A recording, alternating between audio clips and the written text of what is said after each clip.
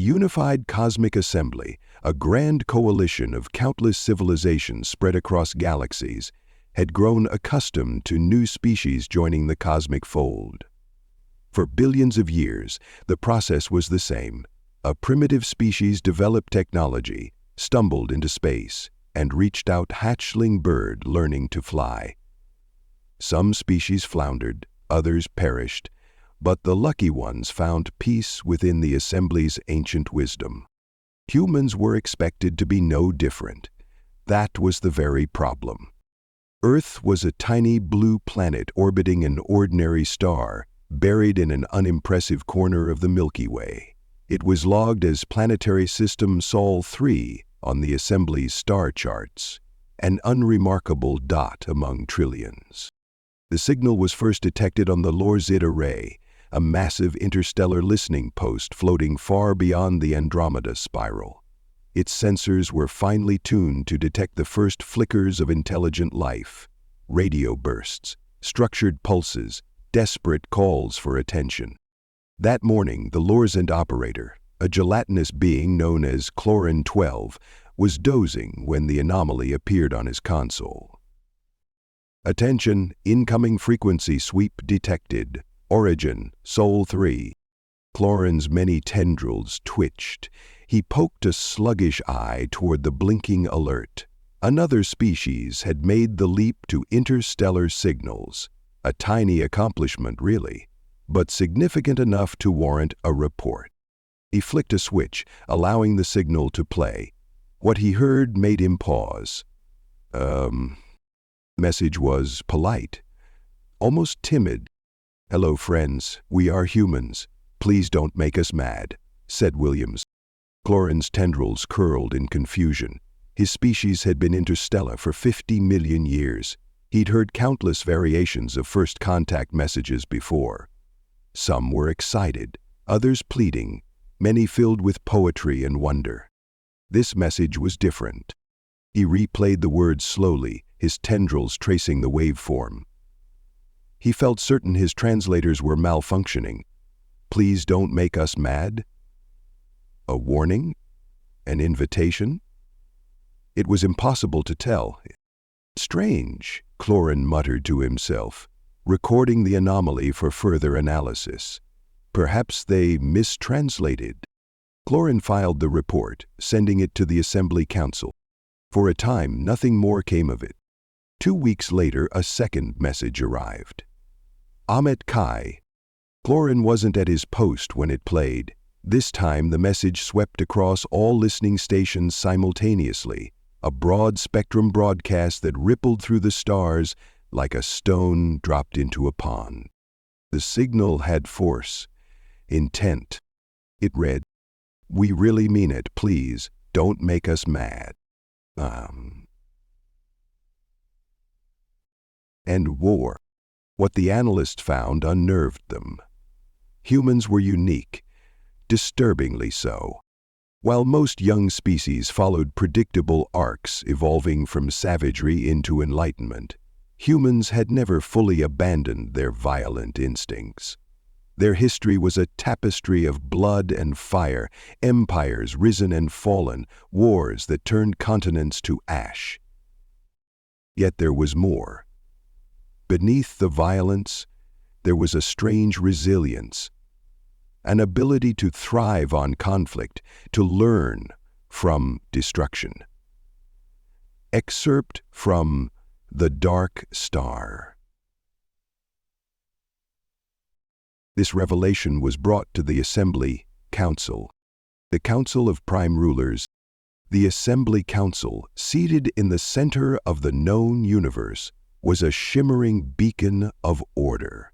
Their meeting chamber floated in null space, suspended in an eternal field of stars. Here, species who had survived billions of years convened to govern peace. Today the council buzzed with unease. "The humans of Earth," began Vandro 7, a crystalline being whose consciousness pulsed within a prismatic shell, "have declared themselves to the universe." "I was supposed to know that you would be autonomous enough to do that," At the center of the chamber, a glowing projection of Earth hovered centrally over the chamber, blue, green, and serene. A primitive world, said Yazarnath, a representative of the Korlaxian swarm. His segmented body clicked as he spoke. Why does their message trouble us? Vandross 7 turned his faceted head toward the swarm being. Because their message is not a declaration of peace. It is a warning. The council chamber fell silent. Vandross expanded the projection, displaying streams of human history. 1,000 battles flickered in the air, Roman legions clashing against barbarians, samurai duels, nuclear explosions erupting over cities. The council watched scenes of fire and steel, horrified. This species, Vandross said carefully, has waged war since its inception. It destroys itself, yet it always rises again. Zarnath clicked disapprovingly. War is an evolutionary flaw. Most species outgrow it. They haven't, Vandross replied. They refuse to. Another counselor, an elder being resembling a sentient nebula, spoke softly. If they are so violent, perhaps they are a threat. If they are a threat, they cannot speak. No, Vandross corrected. They are not a threat, yet. But they are something we cannot understand.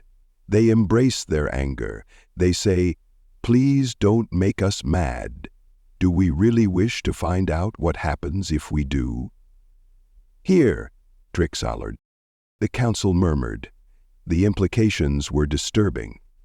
Now they had to face their own grief. Yet. The universe was vast. Civilizations came and went, rising like flames and flickering into dust. Earth was but one world among many. Billy didn't fear being bidden. He recognized that his safety depended on the survival of his species. Let them be, Yazarnath concluded. Observe but do not interfere. The council agreed. It would be their first mistake. The Zixan Imperium. The Zixan Imperium, a warrior species who had once ruled 400 worlds, did not share the council's restraint. Once, the Zixan had been unmatched in the Milky Way, towering insectoid beings with minds linked by a singular will. They were bred for conquest. Over eons, they'd learned to temper their aggression under assembly law. Still, their pride burned bright, and when they heard of humans' warnings, they were insulted. The Zixan commander, Juroth Kale, stood before his fleet of 1,000 warships, his exoskeletal body humming with anticipation. Means humans believe themselves dangerous, Juron sneered. They dare to warn us? The Zixan Imperium bows to no one. His warriors hissed in agreement. Let us show Earth its place. The probe. The Zixan didn't want a war. Not yet. They wanted fear, a demonstration of power. So they launched a probe, a massive silver spear, 10 kilometers long, straight at Earth. It arrived in Sol system without warning. Earth's satellites spotted it first, a gleaming anomaly streaking past Mars. Humanity scrambled to respond, sending frantic messages to the object. No reply. The probe entered Earth's atmosphere at impossible speed, glowing red as it descended. It smashed into the Pacific Ocean, sending tsunamis crashing against coastlines. Millions panicked. The world held its breath. The probe rose again, this time hovering in the skies above the United Nations headquarters in New York. It broadcast a message, translated into every human language. We are the Zixan Imperium. You will submit, or you will be destroyed. The message was clear, simple, arrogant. For 24 hours, humanity said nothing. The world's governments gathered in underground bunkers, their leaders whispering over crackling comms. Scientists pored over the probe, its metal impervious to human weapons. Military scrambled jets, launched missiles. none of which could touch it. And then, a human transmission was sent to the Zixan fleet. It was short, only 6 words. "We ask nicely, don't do this." The first strike. The Zixan laughed. From their warships, Juroth K issued the order. A single energy beam lanced down from orbit, striking a barren desert in North Africa. The explosion was immense, a blinding column of light that melted sand into glass. The cargo slowly began to fill the section of the tunnel. The Zixan fleet waited for Earth to beg. Instead, humans grew quiet. In bunkers, on city streets, in homes, humanity stared at the smoking crater, their fear turning to something else. The anger. "We warned them," the president of Earth's United Council said into the darkness, her voice trembling. "We asked nicely." Across Earth, militaries prepared. Weapons were loaded. Scientists unlocked old forbidden technologies, things hidden since the Cold War. Generals stood before maps, grim-faced. Humans were not the strongest species, they were not the most advanced, but they were something the Zixan didn't understand. They were relentless. The discovery. The Zixan fleet orbited Earth, confident in their victory. Jurothka watched as human ships launched to meet them. Primitive vessels with crude engines, their hulls outdated by 1,000 years. "See their warships?" he mocked. "They will shatter like glass." The first engagement began. Zixan beams lanced toward the human ships, slicing through space. The ships should have crumbled. They didn't. Human ships moved unpredictably, zigzagging, spinning, firing weapons that tore holes in Zixan hulls. Each time a human ship was destroyed, 2 more appeared. They swarmed like hornets, striking from unexpected angles, learning, adapting. Jurothka felt unease prickling across his neural network. "What is happening?" he demanded. His officers hesitated. "Commander, the humans, they fight differently. They are..." Jurothka watched in disbelief as a human ship rammed one of his cruisers, sacrificing itself to destroy the vessel. More ships followed, some attacking, others crashing headlong into Zixan lines. It was madness. It was rage. The aftermath. The battle lasted hours.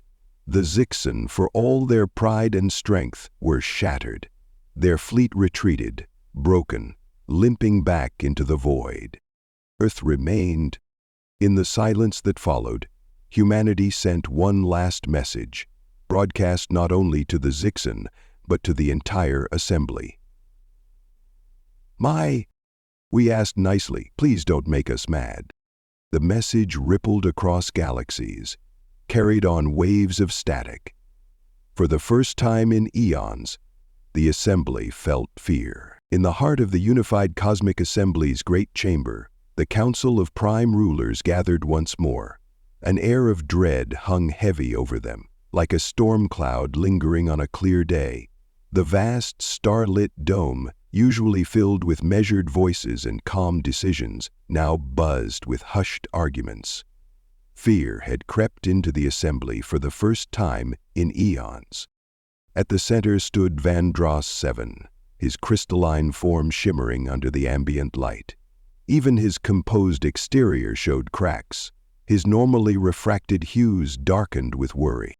"Let the council come to order." Vandross's voice hummed through the chamber. The murmurs quieted. The holographic display appeared, showing Earth's solar system, Sol 3, with small data trails flickering across the screen. Then it shifted. Records of the battle that had unfolded only days prior. Human ships, crude but effective, swarmed the Zixan warfleet. The replay zoomed in on a single moment, a human fighter ramming into a Zixan cruiser, detonating both vessels in a blinding burst of fire. "Impossible," whispered Yezarnath, the Korlaxian delegate. His many limbs jittered involuntarily. "The humans rammed them, sacrificed themselves. Who fights like that?" Who chooses death over defeat? Humans do, Vandross replied grimly. They don't see war the way we do. They embrace it as part of their nature. The chamber grew colder. Another counselor, Sialoth, a being made of liquid silver, rippled with visible discomfort. This is a problem of strategy, she argued. The Zixan underestimated them. The humans had nothing to lose. No, Vandross corrected, pointing to the hologram. This wasn't desperation, it was intent. Every human action during that battle had purpose. They weren't simply fighting, they were learning, adapting. Their anger made them precise.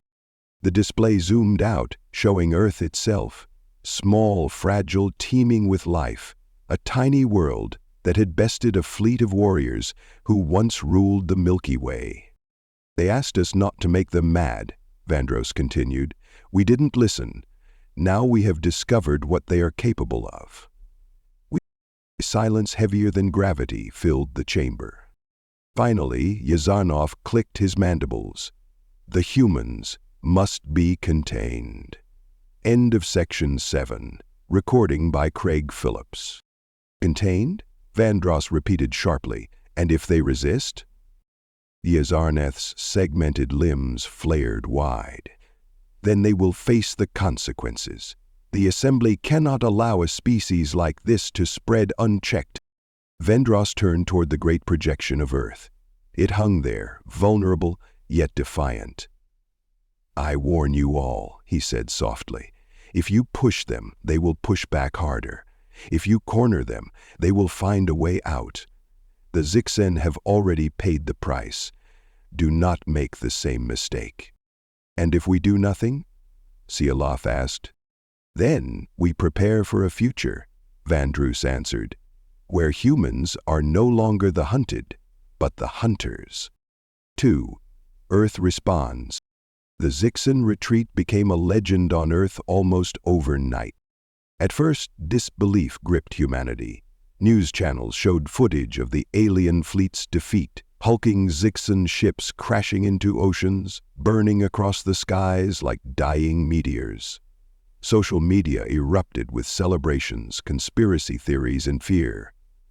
For decades, humanity had looked to the stars in wonder, dreaming of alien contact. However, from space, the pandemic resulted in war. Now they knew the truth. Not all of the universe was friendly. Governments scrambled to prepare for what came next. Military leaders met in shadowed bunkers, poring over data salvaged from Zixan wreckage. Scientists examined alien technology, reverse engineering weapons and energy drives that defied human understanding. The discoveries were astonishing. Human engineers studied Zixan shields, adapting them to Earth's outdated ships. Metallurgists broke down alien hull material, developing alloys strong enough to resist plasma fire. The world's greatest minds worked day and night, as if preparing for an inevitable storm. Because humanity knew. The Zixan might have retreated, but the universe was watching, and soon others would come. At 7:15, in an underground facility deep beneath the Swiss Alps, a council of Earth's leaders gathered.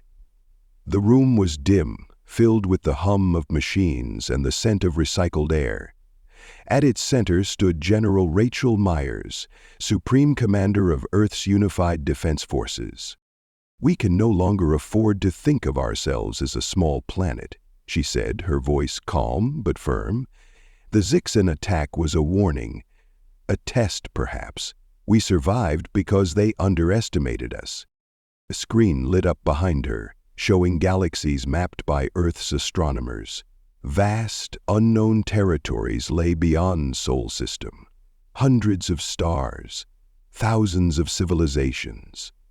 Just beyond was a section of the plan screen that showed a few glowing eyes, the center of each eye facing inward from the globe. How are we coming along? They know we exist now, Myers continued, and some of them won't see us as equals. They'll see us as prey. A murmur spread across the room.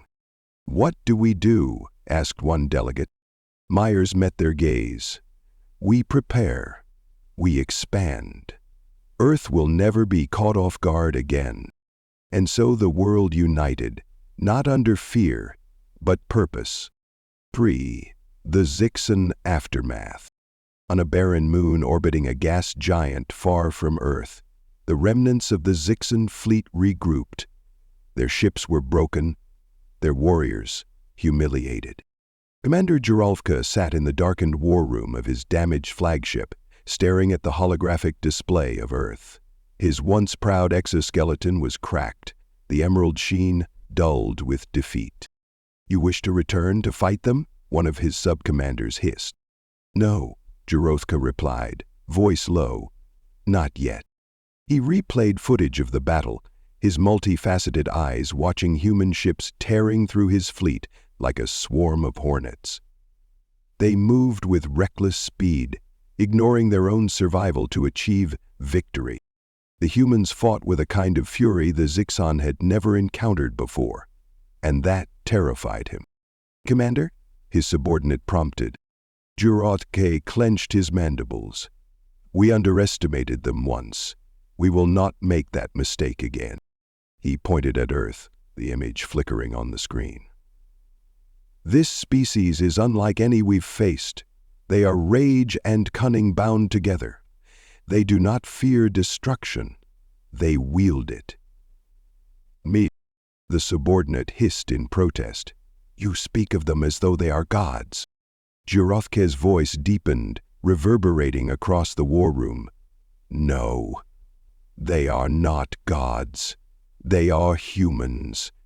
And that makes them far worse. If you confront the dragon, it will kill several hundred princesses, and that doesn't make good sense." 4. A signal in the dark. Months passed. Earth grew stronger. The shattered remains of the Zixan fleet sent ripples across the cosmos, whispers of defeat carried from system to system. Species who had long considered themselves superior now watched Sol 3 with uneasy fascination. And then the signal came. It arrived on every assembly frequency at once, a simple broadcast originating from Earth. The message was calm, even cordial, but its meaning struck like a blade. To the civilizations of the galaxy, "We are the humans of Earth. We seek peace, but we will defend ourselves. Please don't make us mad." The message hung in the void for days, unanswered. To some species it was arrogance, to others it was a riddle, but to the unified cosmic assembly it was a promise, a species standing on the edge of the cosmic stage, ready to fight for its place among the stars. In the council chambers, van der Second stared at the broadcast in silence. He knew what the others were thinking. The humans had issued a warning, and history had proven that warnings should never be ignored. 5. The discovery. On Earth, deep within a military laboratory, scientists gathered around a towering object, the remnants of the Zixan probe that had crashed into the Pacific months before. Its hull had been peeled open, revealing machinery and energy systems so advanced they might as well have been magic. At the heart of the probe lay a glowing core, a pulsating sphere of energy that defied every law of human physics. Dr. Elena Morgan, one of Earth's leading physicists, stared at the core, her heart pounding. "This is it," she whispered to her team, "the key to everything." The Sentinel turned. The core's energy readings suggested it could power Earth's cities for centuries or launch ships across the stars in days. It was the kind of technology that could change humanity's destiny forever. Gentry said, "Admiral," but Dr. Morgan also knew the risks. The Zixan hadn't just sent a probe to intimidate Earth. They had unknowingly given humanity a gift, a discovery that could turn them into something far more dangerous. Her assistant looked up from the readings. "What do we do with it?" Dr. Morgan hesitated, then smiled faintly. "We build. 6. The future unfolds. Ships rose from Earth's surface like metal birds taking flight. The skies above Sol system became a hive of activity as humanity prepared for its next step. Colonies on Mars expanded. Outposts were established on moons and asteroids. The first human-built warp drives hummed to life, tested on ships named after the battle that had changed everything. The Hornet's Nest, the Reckoner, the Defiance. No longer would humanity wait to be discovered. They would take their place among the stars on their terms. 7. The Watching Eyes. Far across the galaxy, the Assembly Council observed in silence. They watched human ships leave their system, engines glowing bright. They intercepted Earth's broadcasts, music, speeches, images of war and art, messages of peace and promises of retribution. Please don't make us mad. Vandross 7 sat alone in the observation chamber, his crystalline form dimmed. Perhaps we made a mistake, he murmured. He looked toward the stars, where Earth's ships now sailed, and he wondered if the universe would one day learn, too late, why humans had spoken those words. The stars never slept, and neither did the whispers that traveled between them. Across vast stretches of cosmic darkness, the story of the humans spread like wildfire, carried in fragments. The Zixan fleet broken. The warning broadcast. Earth's rise from fragility to defiance. In systems far removed from Sol, ancient species who had watched galaxies rise and fall turned their attention to humanity. Some saw potential allies, others saw a threat that could not be ignored. Among them was the Vorus Dominion, a species older than the Assembly itself. The Vorus were creatures of logic and precision. To them, violence was an equation, a predictable outcome derived from careful calculus. The humans defied their understanding. On the Vorus Prime vessel, Calculus of Order, Supreme Strategist Avarian Lee contemplated the data before him. The shattered remnants of the Zixan fleet floated in glowing hollows, surrounded by grainy images of Earth and its primitive vessels. Impossible, murmured one of his subordinates. Humans destroyed the Zixan? Their ships lacked shields, their weapons were barely nuclear. Avarian Lee's pale blue eyes narrowed. And yet they won. He rose, his insectile body unfolding to its full height. The Zixan fell not to superior technology, but to superior will. The humans adapt. They fight with desperation, but more importantly, they fight with intent. He turned to his war council, his voice measured yet sharp. Send a probe to Sol 3. I will not let this species fester in the dark. One of his generals hesitated. Supreme Strategist, what if they react as they did with the Zixan? They destroyed the first probe. I'm not sure it would be a high price to pay. Avarian Lee waved a claw dismissively. That was fear. They acted like cornered beasts. But this time, we will show them the inevitability of surrender. A species like this must be studied, and if necessary, extinguished. The Vores did not make mistakes, at least not until they met humanity. 2. The skies open. On Earth, the skies were alive. In every nation, people looked upward and saw the future unfolding. New starships lined the launch platforms, vessels built with reverse-engineered alien technology. Engineers had turned Zixan failures into human triumphs. Ships once powered by crude chemical engines now hummed with alien-derived energy cores. The Hornet-class starfighters, sleek, nimble ships designed for swift strikes, became humanity's pride.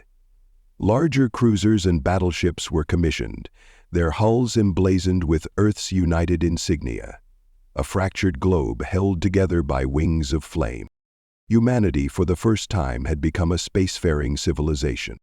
General Rachel Myers stood on the observation deck of the Vanguard, Earth's flagship and first war-ready battleship. Its hull gleamed under Sol's light as it prepared for its maiden voyage. Around her, technicians buzzed with nervous energy. "Status report?" Myers asked.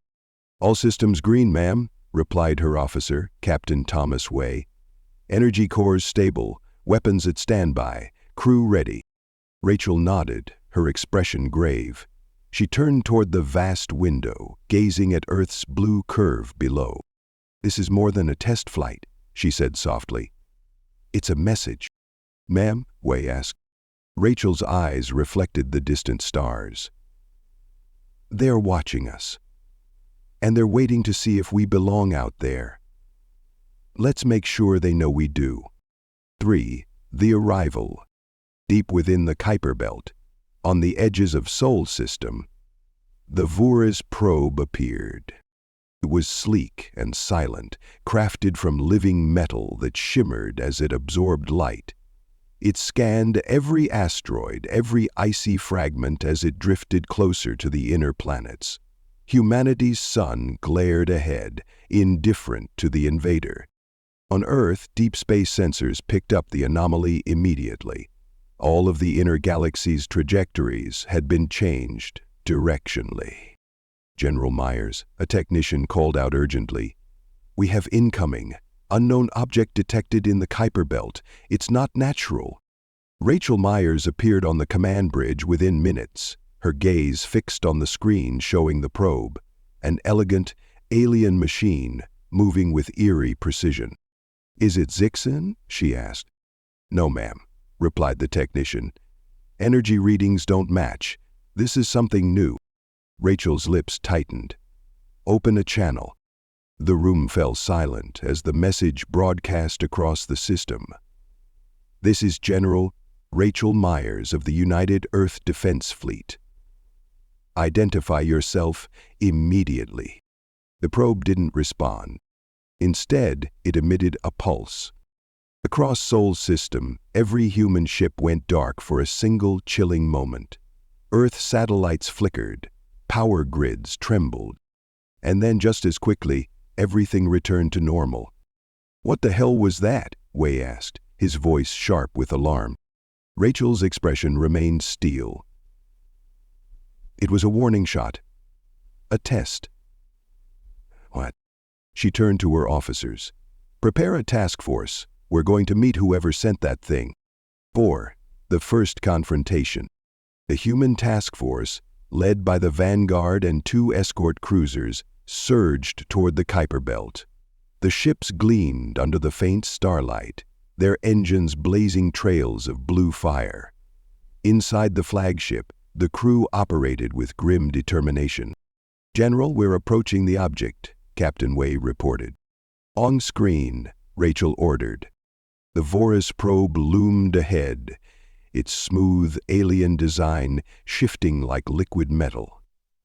It hovered among the ice and rock, waiting, as though studying its approaching prey. Normally up to this point, the ice mound occupied the entire depth of the pool, and the company crew had avoided this part of the ship. Rachel leaned forward.